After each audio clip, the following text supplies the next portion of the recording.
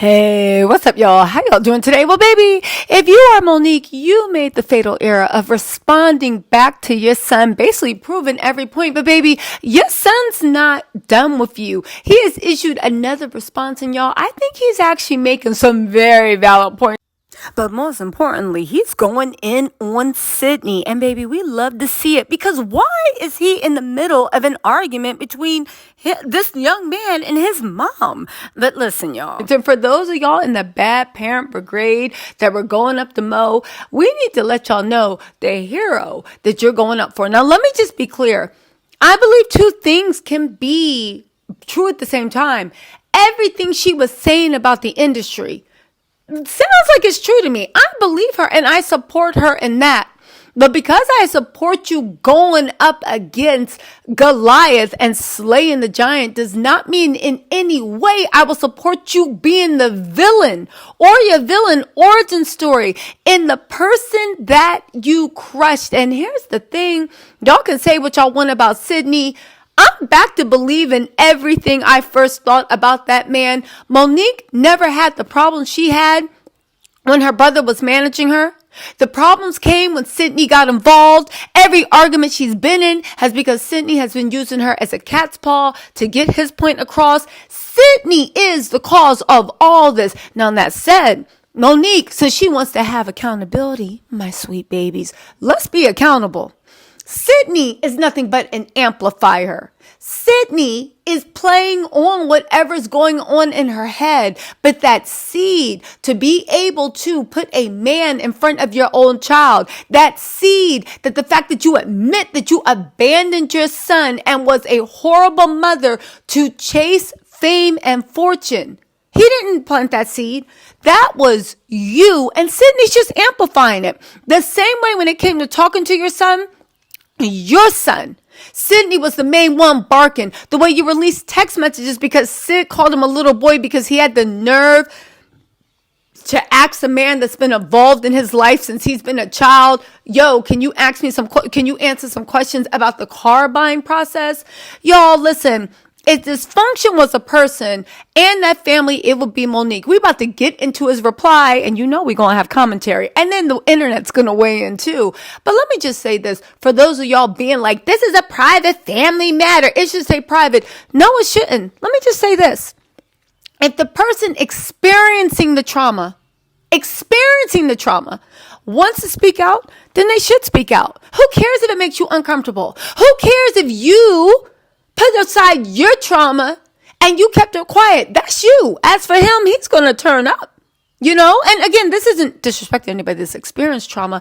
Everybody handles trauma in their own way. And just how I would respect somebody that wants to handle their trauma in silence, we should also respect the thing. But I've noticed a lot of people, they're not the ones that actually experience the trauma. They're the people that haven't experienced the trauma, and you just don't want to hear about anybody's family business in the street. Maybe because you are the villain in somebody else's story. Or maybe you were the clown. I really don't know. I do know this. This young man has a right to be heard. And Monique, who has been blasting everybody, saying everybody needs to apologize. And she wants the apology public. And she wants the apology this. And now it's all sudden when you're wrong. Now it's sudden when you do something that make people lose respect for you. Now you want that private? Baby, what's good for the goose is good for the gander. And it does not make any sense that Monique let's slay this giant out in public. Well, baby, generational curses are a giant too. But with no further ado, let's get into what Monique's son had to say. And then let's hear what the internet had to say, because baby, maybe I just searched the internet for the part that thought like I thought, but let the church say amen. Let's go.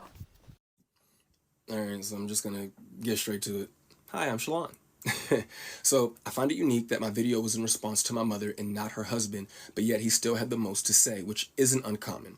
I also find it unfortunate that my mother does not seem to speak on her own. The only two worlds that I know where daddy is used is for children speaking with their fathers and women acknowledging their pimps.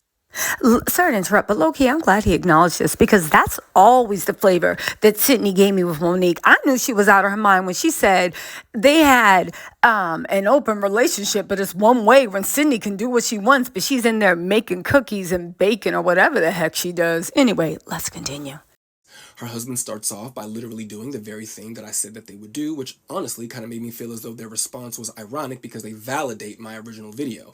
Either A, she has some newfound moment of clarity, or B, she retreats back to daddy. In her retreat back to him, though, he does not acknowledge what I did say, but instead begins to create a new narrative of things that I did not say, which negates the effects of a response video. The two of you essentially created a new video rather than actually respond to what was actually said. Really quick, I do want to say, I think Monique's son is forgetting option C.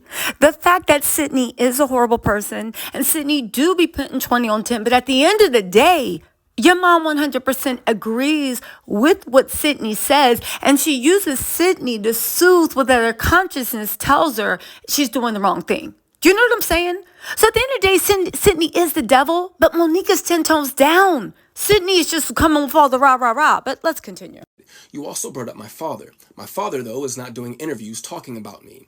In quick regards to the three sons comment, under the context in which your husband was speaking, by your rationale, Ma, he should have easily had no problem saying four sons, especially since you say he knew me before I knew me.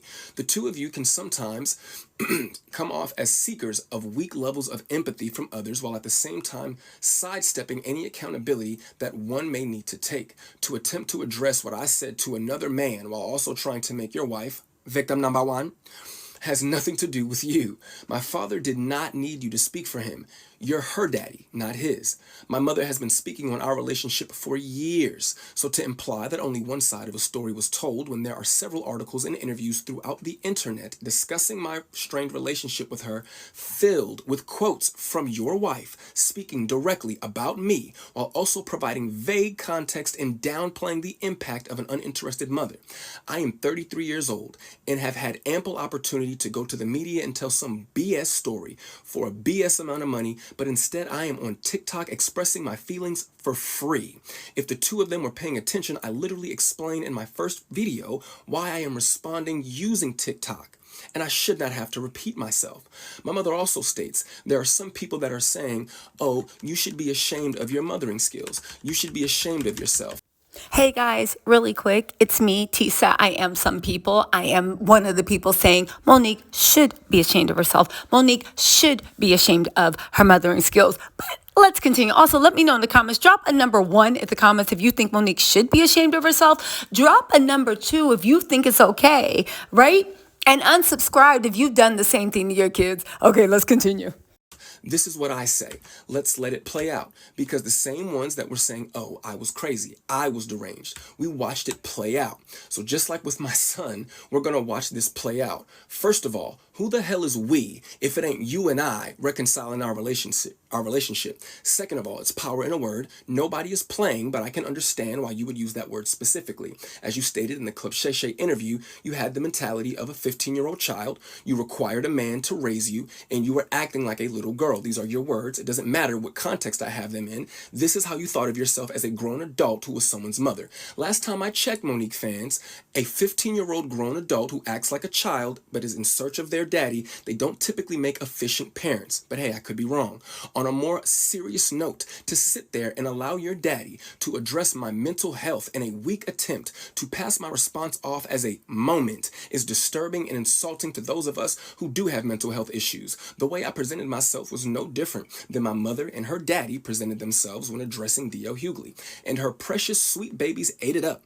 D.L. is wrong because he's so loud. Mo and daddy are right because they're so calm. But I, for some reason, don't get the same energy. To simply try to call me crazy is dismissive and cowardice. Attacking somebody's mental status is a clear sign that you have zero to stand on. Furthermore, what kind of person still has a text message from their wife's son that is over 2 years old, still in their phone, saved just for the purpose of re-showing it to him? What I specifically remember about that message is that at the end of it, you said something along the lines of, if you don't respond, I understand. I could care less about what your message was about, but for you to say in the message, if you don't respond, I understand, why was it then that when you and I did speak after that message was sent, the first question out of your mouth is, hey man, how come you didn't respond to my text message? I found that to be very unique, but I did not need an explanation on how to speak to women or how to listen to women. That was not what that situation was about. My mother showed me how conceited she is in that situation that you were referring to. For a woman to villainize the actions of her son for being a man and a father to his new family simply because she had not heard from him in 2 days, as though her phone was broken and she could not check on me. Because last time I checked, I was a new parent. I didn't get a new house. I didn't go on vacation. I didn't just get a new game system. I had a baby. And in those 2 days that you did not hear from me, I was handling my business as a man and a father. But I'll assume your phone and the phones of those around you were all broken, which I wanted to believe was the reason why you did not respond to a message from your son expressing his concern over some bumps that your grandchild had on her back. You would later make it your business to tell me that you got the message and chose not to respond because her other grandmother is a nurse. Damn the fact that she is also your blood. And shout out to Nana. My baby girl loves her some Nana. Now, Monique's son is reading her down to the ground and Sidney. But you know what? I do want to point out a couple of interesting things that he said before we go on. First of all, y'all can say what y'all want about Monique, but she ain't even trying to break the generational curses, because even for her grandchild, she's doing the same thing. Can you imagine being a new parent and your mom being so self-centered that she wants you to come and the moms are the ones that come? Again, but even moms and fathers, Monique don't know her place. Everyone is supposed to treat her like a little girl, and she's so wounded. She even expects her son to treat her like a little wounded girl. Man, Monique, tighten up. I also do want to say that I find it very, very odd that Monique's fans, y'all, we got to stop this. When you get behind someone, because I hear y'all in the comments, oh, Tisa, you switch up real quick. You MFing right, I switch up really quick. I stand behind ideas and principles, okay? Not people, not places, not objects. If for whatever reason, no matter how much I like you, if you switch up and do something that goes against my principles, guess what? We ain't cool anymore. I don't care if you blood, kin, friend, it doesn't matter. And the crazy thing is, a lot of people going up for with Monique. She ain't blood, kin, or friend. She's just some celebrity that for some reason is vocalizing the collective rage that people feel about the billionaire class. Cool. And her points might be important, but y'all, how y'all going up for someone that not only abandoned their child, but abandoned their grandchildren? Basically said, why you calling me about your granddaughter? How other grandma could do it? Being petty as a mofo. All because somebody made you laugh for 5 seconds? Y'all, the people in the back, tighten the F up. Seriously, tighten up. The statement about money and then stating, don't let nobody introduce me to you, is not a competent statement to make because it wasn't a complete sentence, nor did the two things correlate with each other. And when did you have the time to introduce yourself to a son that you weren't interested in and didn't do the best job you could do? I'm starting to think that you're not hearing yourself. To address money, you gave me $10,000 for a down payment on a car. Yes, thank you again. Thank you. My girlfriend and I were already prepared to put our money together and get a car. You and your husband called us one day and stated that y'all were going to give us $5,000 for a down payment. We said, okay. You then called us back a day or two later and stated that you would be giving us $10,000 for a down payment on the car. You and him made the conscious choice to give us that money. We did not ask you for anything. Pause. Can I just say something too? Was it just me, or did Monique lead us to believe that she was giving her son hundreds of thousands of dollars? She was basically supporting her son. The way they said, I financially did for him, it led us to believe that she was doing a whole lot more. Now, I'm not turning my nose up at $10,000, but in this economy, and you said Netflix gave you millions, and the son you abandoned, this is all over $10,000? Y'all, let's continue. But this is an example of a rich person doing something for you, and because this is, an example of a rich person doing something for you because they want to do it for you. But because it doesn't have the desired effect that they want it to have, you are inconsiderate and ungrateful. But let's take it a step further. I eventually would uncover that my mother had left me a UTMA worth $45,000. You never brought that account to my attention. You claim it was because you forgot that you even set it up in the first place, which validates my original point. Who forgets that they invested $45,000 into a child that at that time is the only child? When I was homeless, and I called you to help me figure out how to access the account, you said, Shalon, I don't even know what you're talking about, and if I did, why do you think I would help you? After finding out from the Georgia Department of Revenue that they had been sending me mail to 3 separate Georgia addresses, all of which I lived at with you at some point or another. For the life of me, I can't grasp how those letters managed to slip by so many people at 3 different locations. Y'all, he is accusing Monique of setting up an account in his name to benefit herself.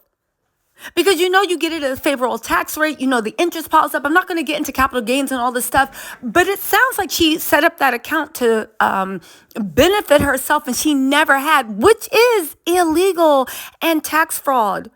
Ooh, if this is true, let me find out. But let's continue. This is getting juicy. I did, however, eventually get access to the money and the brokerage account that you had set up for me with Morgan Stanley. To be fair, what you put together for me was amazing, especially had I let it sit for a year or two, which made it bittersweet that you wouldn't have wanted to help or even educate me on how to manage what I had. My blowing through that money is all on me, and I have to take my accountability for that, and it's a lesson learned. Sidney stated that the last time that him and I spoke, I wanted to call him Dad. The actual truth is that I wanted to call him Pop. Calling you Uncle Sidney, but my mother calls you Daddy, and the boys call you Daddy. It was getting a little awkward. And yes, for a very short time, I did feel that way about you, but the more things change, the more they stay the same. Oh, Black Jesus.